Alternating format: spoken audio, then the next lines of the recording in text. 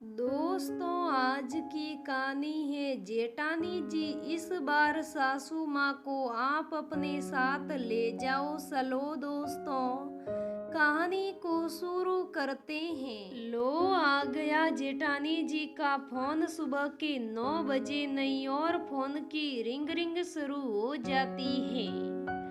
अब तो गए माँ जी के 2 घंटे। पता नहीं रोज रोज जेठानी जी इतनी बातें लाती कहाँ से हैं। और सुबह सुबह पता नहीं काम नहीं होता क्या। सल सोड़ लग जा अपने काम पर। ये थी अवनी सुलेसना जी की छोटी बहू।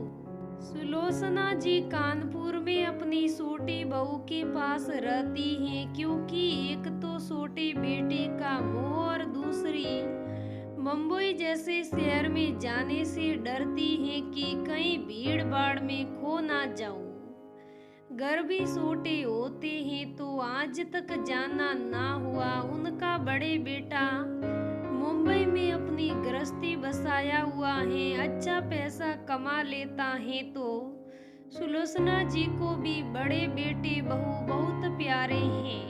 अवनी सुलोचना जी की खूब सेवा करती, पूरे घर का काम करती, सबके भाव भगत में कोई कमी नहीं रखती। सुलोचना जी को बैठे बैठे ही सब मिल जाता। पानी भी उठकर नहीं लेना पड़ता था। लेकिन बड़ी बहू साल में 10 दिन के लिए आती, सुलेचना जी को पैसे दे जाती। इसलिए सुलेचना जी की कृपा दृष्टि बड़ी बहू पर थी। छोटी बहू की सेवा नजर नहीं आती। बड़ी बहू का नाम था तारा। बातूती जितनी साए बात कर लो, पूरी दुनिया का काम छोड़ के घंटों बात कर सकती है। बस उसी का फोन है। पाए लागू माँ जी, आपसे जब तक बात ना करूं निवाला ही नहीं उतरता मुझे गले में। और बोलिए, कैसे हो आप?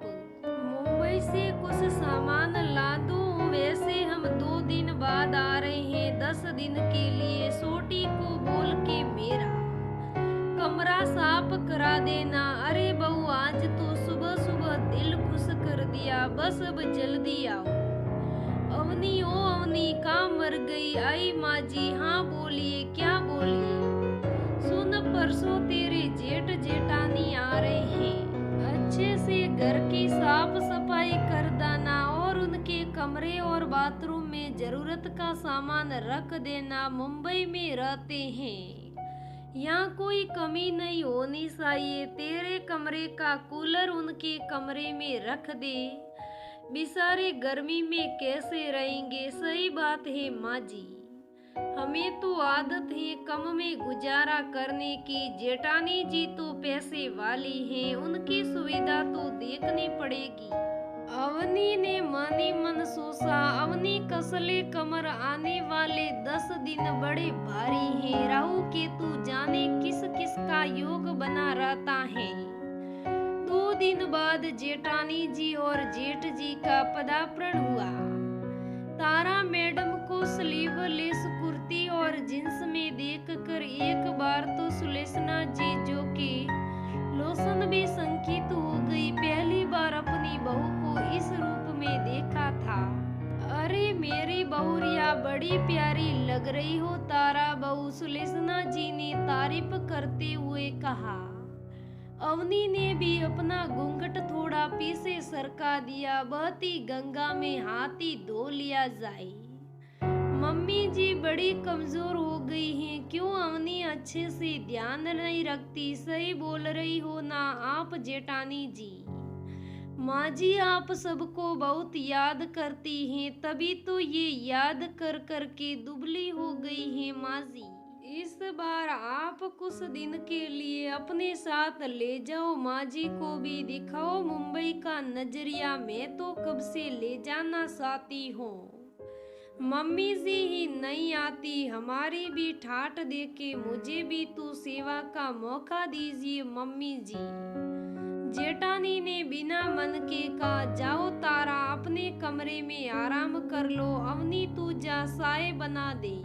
तारा बेटा कुछ जरूरत हो तो बोलना। हाँ मम्मी जी। दोपहर में खाने के बाद सभी बैठे थे। अब थी तोहफे की बारी, जिसे देखकर सुलेसना जी बड़ी खुश होती थी। लीजिए माँ जी, आपके लिए ब्रांडेड घड़ी लाई हूँ। घड़ी तो बहुत सुंदर है जेठानी जी, लेकिन माँ जी कैसे देखेगी? माँ जी कब से मुंबई आके आंख ऑपरेशन करवाना चाह रही हैं, पर आप टाल देते हैं। माँ, इस बार आप मेरे साथ ही चलो, सुलेसना जी के बड़े बेटे ने कहा। जेठानी जी ने घूर के अपने पति को देखा और मना करने का इशारा किया। अरे जी, आप भी क्या बात कर रहे हैं? एक काम कीजिए, 50,000 रुपये दे दीजिए, यहीं करा लेंगे ऑपरेशन। अब इस उम्र में सफर कैसे करेगी? जेठानी जी, आप क्यों इतनी चिंता करती हैं?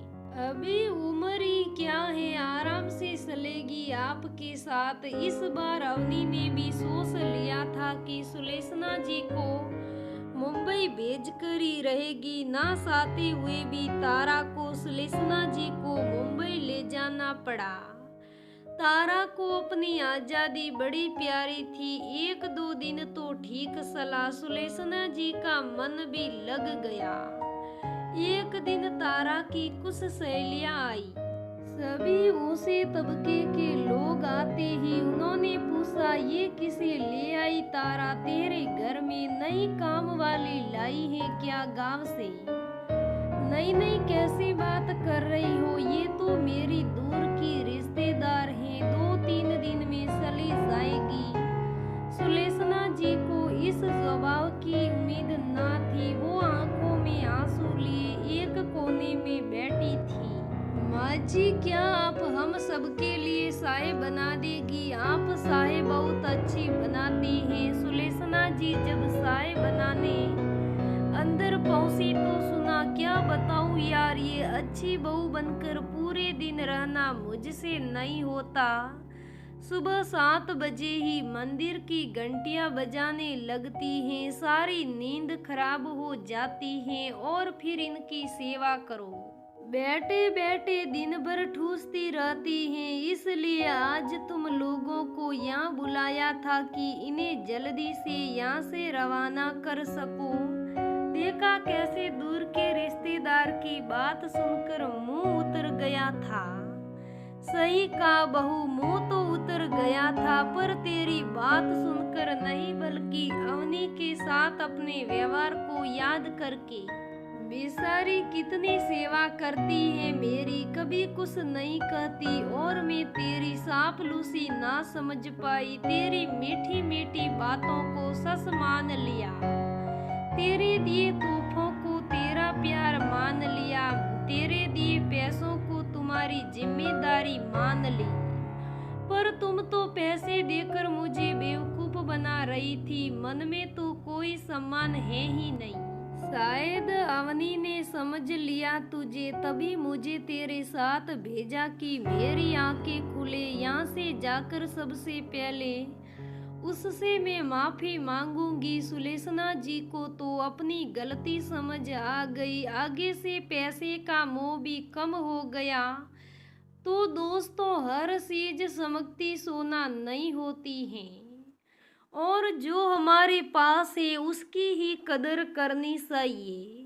तो दोस्तों, ये आज की कहानी कैसी लगी मुझे कमेंट करके ज़रूर बताइएगा। अगर कहानी अच्छी लगी तो लाइक करना, शेयर करना, मेरे चैनल को सब्सक्राइब करना। धन्यवाद दोस्तों।